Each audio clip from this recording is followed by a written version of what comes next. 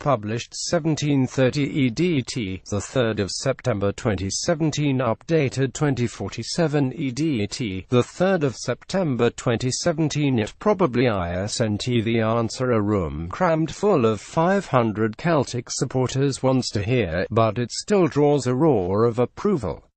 What is your ambition in the Champions League this season? Comes the question from the floor. Celtic host Paris SaintGermain in the new £370 million strikeforce of Neymar and Kylian Mbappe a week on Tuesday. Try not to lose the first game. 70 returns. Brendan Rodgers Were playing against 11 motorbikes, aren't we? Celtic manager Brendan Rodgers has been in good form. Speaking to Celtic's passionate fans, Northern Irishman Rodgers wowed the club's loyal supporters at a charity night in BelfastCue. Laughter and applause as the mass of green and white appreciate their manager's honesty. But listen, I want us to be playing European football after Christmas. That's the aim, adds Rodgers, hinting that qualifying for the Europa League by finishing third behind PSG and Bayern Munich and ahead of Anderle might not be the worst outcome. The games against PSG and Bayern are going to be great nights. And the one thing I will say is this: having been a manager around the world and inside some of the biggest stadiums, there is a noise at Celtic Park you just don't get anywhere else. A flavour of the passion could be tasted here in Belfast on Saturday night. That noise. Rodgers, born and raised about 30 miles north in Carnlough, is back on his home patch, back among the Belfast-based Celtic following of which he once belonged. There is also one fan of Liverpool, the club Rodgers took to a second-place finish in the Premier League in 2014. Rodgers drew applause from fans for his honesty as he looked towards the match with PSG. He joked about his Champions League opponents, saying, "I hope they don't beat us 70." At one point, the Scouser dares to take the mic.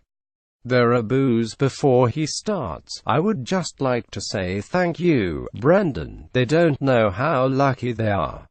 The door at Liverpool is always open." The jeers have turned to cheers. "What's in that beer?" Rodgers replies, "but thank you. I came as close as anyone there to the holy grail of winning the league that season with the fans. It was special." Rodgers is here to raise money for the Northern Ireland Hospice. He lost both parents to cancer within a year of each other and is an ambassador for the charity. A Northern Ireland and Republic of Ireland youth international. He had a trial at Manchester United at 14 but eventually signed for Reading, where a knee injury ended his playing career aged 20. Rodgers tells approving supporters, "My dream when I was younger was to play for Celtic." Rodgers has been busy earning plaudits for bringing considerable success to Celtic as boss. Perhaps the best question of the night asks of him, "Would you swap your managerial career to go back and have a playing career?" "I wouldn't.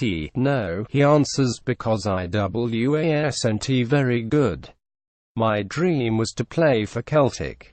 My uncle wrote a letter to the club when I was 14 asking them to watch his nephew. Billy McNeil was manager at the time and we got a reply saying they'd seen me for Northern Ireland, so they already thought I wasn't good enough, so now I'm lucky enough to manage Celtic. It's my club." Rodgers, however, does not fear mentioning the influence on him of a former Rangers man, Sir Alex Ferguson.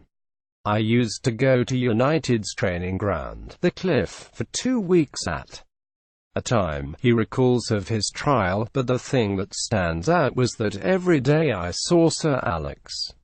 I look back on it as a manager now and think, wow, at the time he invested in young players." Again, it prompts applause.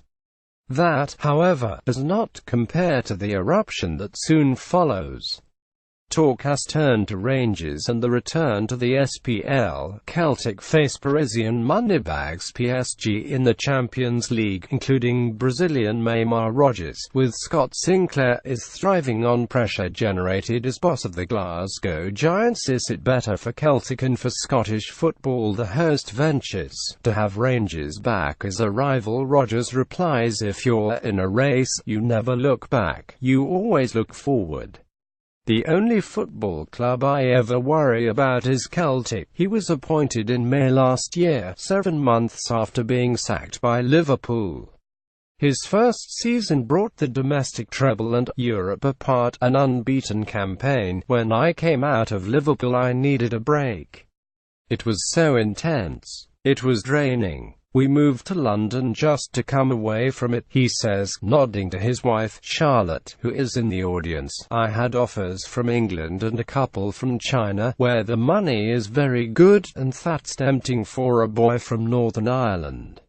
But I had come out of one of the biggest institutions in the world and I had to find that pressure again.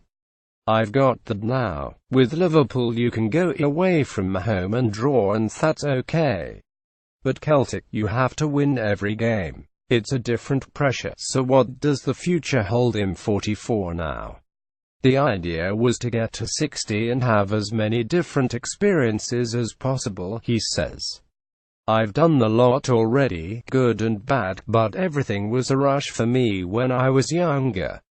I'm settled now. I've happily signed a 4-year deal and I would love to see that through.